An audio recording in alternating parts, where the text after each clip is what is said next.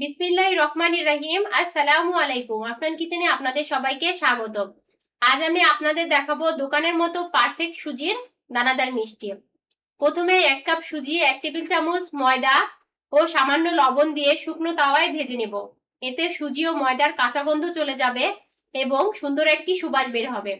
এবার সুজির সমপরিমাণ পানি দিয়ে কিছুক্ষণ রান্না করব, ঢেকে ডোয়ের মতো হয়ে আসা পর্যন্ত।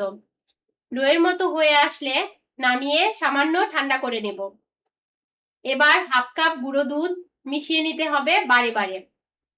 গুঁড়ো দুধ মেশানো হয়ে গেলে এতে দিয়ে দিব সামান্য একটু ঘি মাখিয়ে ডোটা থেকে অল্প পরিমাণে ডো নিয়ে মিষ্টির শেপ দিয়ে দিতে হবে।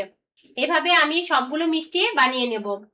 এখন মিষ্টিগুলো সিদ্ধ করার জন্য 1/2 কাপ চিনি ও 1/2 কাপ পানি, সামান্য এলাচ গুঁড়ো দিয়ে বলক আসা পর্যন্ত অপেক্ষা করব। বলকটি চলে এলে মিষ্টিগুলো একে একে ঢেলে দিব। দিয়ে ঢাকনা দিয়ে ঢেকে মিডিয়াম টু লো হিটে 5 থেকে 6 মিনিট রান্না করব।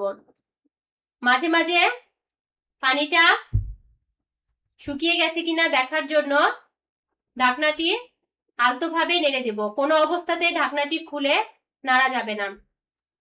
এভাবে প্রায় 5 মিনিটের মতো রান্না করব। 5 মিনিট হয়ে আসলে ঢাকনাটি খুলে একদম ঠান্ডা করে নেব।